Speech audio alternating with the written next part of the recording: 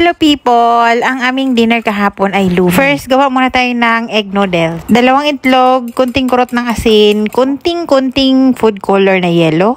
Optional naman yan, parang ikaw. Naglagay ako ng 1 1/4 cup ng all-purpose flour dyan. Depende kung kaya nyo pang dagdagan ng flour or kailangan nyo pang dagdagan, pwedeng magdagdag. Masahin lang natin yan sa malinis na kamay. After imasa, ibalot natin yan sa cling film or lagay natin sa Tupperware na may takip and i-rest natin ng 10 minutes. And after 10 minutes, pwede natin yan i-flatten. Hinati ko yung dough para hindi tayo mahirapan magpalapad. So, i-flatten natin yan ng manipis na manipis yung kaya nating nipis. Nagdash ako ng more flour dyan while nagpa-flatten tayo ng ating noodles dyan para hindi siya madikit. And ipo-fold natin yan ng ganyan dahil ikakat natin yan manually. Pero kung meron naman kayong noodles cutter or noodles machine, maganda yun. Same pa din tong recipe na to sa ating egg noodles na mga previous vlog natin. Bale, kinuntian ko lang.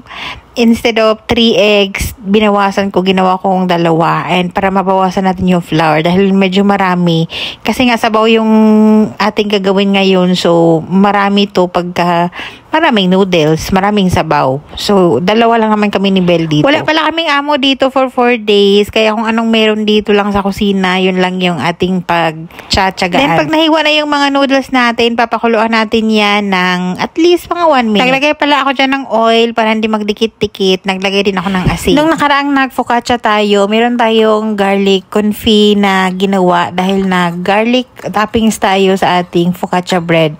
And ito yung natira. Nag-add lang ako dyan ng konting honey. Kung wala namang honey, pwede naman daw babe, sabi ni Chefy Hazel. Yung garlic confit na yun, binalatan ko lang yung maraming bawang and nilagay ko sa something na lutuan na kaya sa oven. Kung wala namang oven, pwedeng microwave or pwede naman sapat. Naglagay ako ng maraming olive oil level doon sa garlic. Sana all may level. Tapos ilagyan ng rosemary. And pinakuluan or niluto ko lang yun sa oven ng 30 minutes until malambot na yung bawang. Pinalamig ko yung garlic. Tapos naglagay ako ng room temperature na butter and then minix, naglagay ako ng salt, tapos naglagay ako ng parsley. Yun na yun. Itong garlic bread na to, madalian lang to, kaya gumamit tayo ng sliced bread and ibibake lang natin yun until mag-melted yung ating mozzarella cheese. Sobrang gahol na kasi talaga pagkagagawa pa tayo ng bread. Nag-brunch pala kami kahapon ng sinangag, tuyo, sanieg, longganisa, basta masarap yun. And sobrang busog namin kaya late na yung aming dinner. Ang sahog natin ay itong mga tira-tirang chicken. Nilagay ko lang yan sa freezer. Hindi ako nagtatapon dito ng chicken na mga leftover. Meron tayong 3 piraso dyan na shrimp. Dinamay ko na. Wala nga lang tayong atay ng manok pero carry na yan. Ginisa lang natin yan sa bawang, sibuyas. Kung meron kayong celery, pwede kayong mag-add. And then naglagay na tayo ng tubig, broth cubes, naglagay tayo ng paminta and asin. Patis pala. Mamaya mag-add tayo ng konting asin kung kulang. Nag-add ako ng 1 tablespoon ng oyster sauce. Pero optional naman yun. Parang ang ikaw. Then wala tayong cabbage. Meron kaming pechay. Bakit ba? So naglagay tayo ng carrots, pechay, and then nilagay na natin itong ating homemade egg noodles. Pwede kayong maglagay ng quail egg dito kung wala. Wala na. Sa mga oras na yan, nagdadalawang isip ako kung uubusin ko ba yung noodles. Pero sa huli na naeg pa din yung sayang kung hindi uubusin. Kaya kunti naman lang yun dahil alanganin din yung lutuin uli. Naglagay tayo ng slurry. Ano naman yung slurry? So, tubig at cornstarch pinaghalo para mag-thick yung sauce. Parang kutob-kutob lang yung slurry. Depende sa gusto nyo lapot. Huwag naman masyadong malapot kasi habang lumalamig yan, mag-thick pa yan.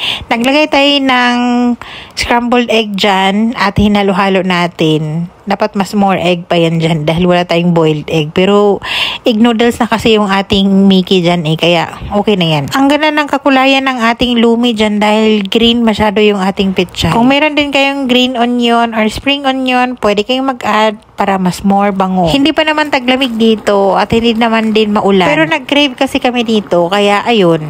Saktong meron tayong mga leftover para magamit na. Nung naluto na yung ating lumi, naluto na rin yung ating garlic bread. O, diba, meron na tayong garlic bread gamit yung sliced bread. Kung wala naman kayong garlic confit, pwede naman kayong maglagay dyan ng garlic powder. Naglagay lang ako ng honey dyan para may kunting tamis-tamis. Dinala na namin yung kaldero sa kwarto namin para masarap yung kain namin, para matagalan. Ganon. Parang masarap magchika-chika habang kumakain. Gawain ko yun. Yan lang kayo.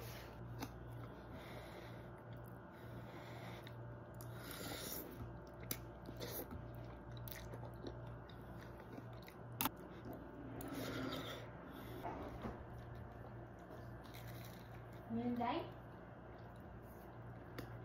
Hindi. Wala pa Sarap ako sa lang. sabaw.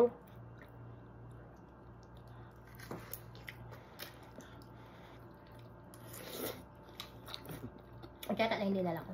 Para sa sab.